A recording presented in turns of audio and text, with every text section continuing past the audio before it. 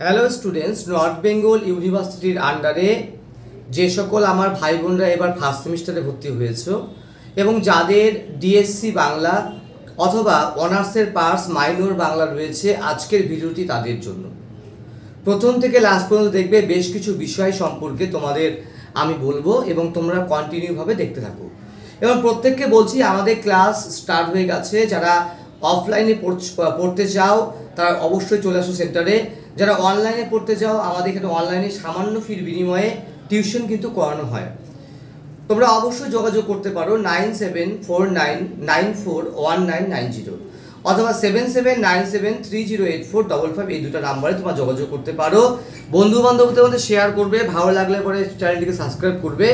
এবং প্রত্যেককে বলবো যে আমাদের এখানে বারবার করে বলছি যে এখানে অনলাইনে ক্লাস আছে। যারা অনলাইনে ক্লাস করতে চাও তারা খুব তাড়াতাড়ি যোগাযোগ করো, আমাদের সিট সংখ্যা কিন্তু সীমিত। তো যাই হোক, দেরি না করে তোমাদের আমি কিছু পড়া সংক্রান্ত বিষয়ে একটু আলোচনা করছি। তো মেঘনাদ বধ কাব্য, দেখো মেঘনাদ বধ কাব্য যে রয়েছে, এই কাব্যটি রচনা করেছেন হচ্ছে মাইকেল মধুসূদন দত্ত এবং এটি 1861 সালে প্রকাশিত হয়। অমিত্রাক্ষর ছন্দে রচনা হয়, ঠিক আছে।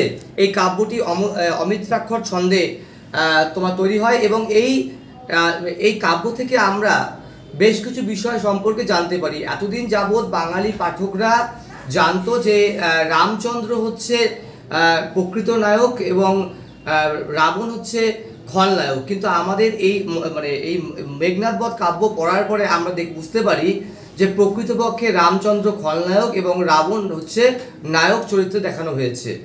আসলে নিকমভিলা যজ্ঞাগারে যখন রাবণের ছেলে অস্ত্র ছাড়া পুজো করছিল, এক দেবীর পুজো করছিল, সেই সময় অন্যায়ভাবে লক্ষণ মেঘনাদকে হত্যা করে, ঠিক আছে।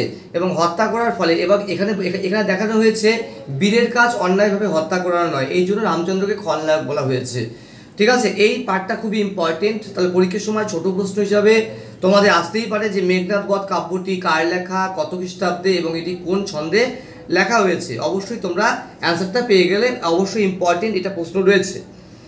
এর পরের প্রশ্ন হিসাবে আমি তোমাদের বলবো, সেটা হচ্ছে পথের দাবি।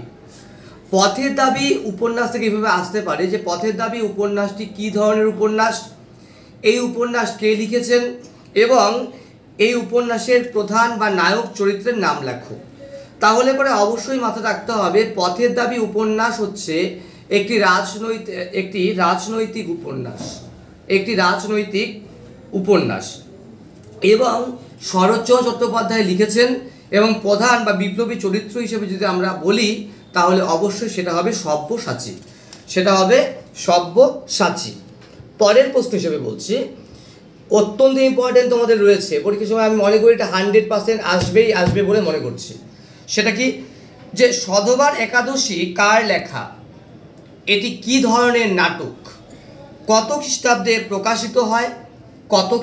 প্রকাশিত হয় এবং এই নাটকের প্রধান চরিত্রের নাম কি বা মাতাল চরিত্রের নাম কি। তাহলে সেক্ষেত্রে অবশ্যই দীনবন্ধু মিত্রের লেখা সধবার একাদশী নাটক, এটি 1866 সালে প্রকাশিত হয় এবং এটি একটি প্রহসনধর্মী, আবার বলছি এটি একটি প্রহসনধর্মী রচনা এবং এখানে যে প্রধান চরিত্র বা মাতাল চরিত্রটি বললাম তার নাম হচ্ছে নিমচাঁদ দত্ত বা নিমচাঁদ দত্ত লিখলেও হবে, নিম দত্ত লিখলেও হবে, ঠিক আছে। পরের প্রশ্ন অত্যন্ত ইম্পর্টেন্ট, চোখের বালি উপন্যাস কার লেখা, এটি কোন পত্রিকায় প্রকাশিত হয়, এটি কি ধরনের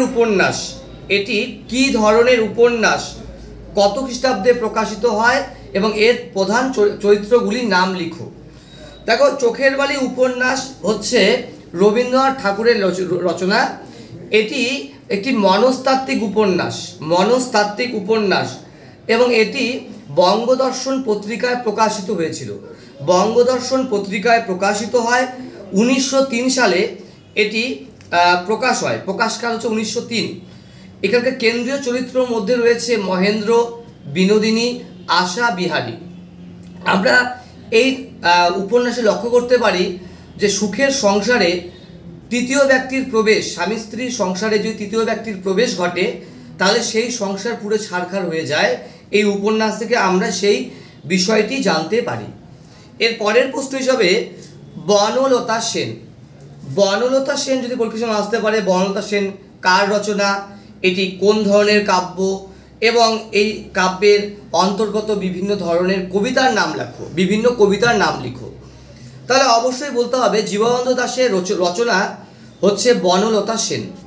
এটি প্রেম কাব্য, এটি প্রেম কাব্য এবং এই কাব্যের অন্তর্গত অনেকগুলো কবিতা রয়েছে। এই কবিতার মধ্যে রয়েছে ধান কাটা হয়ে গেছে, সবিতা, আমাকে তুমি, অন্ধকার, সুরঞ্জনা, সুচেতনা, তোমাকে, বনলতা সেন।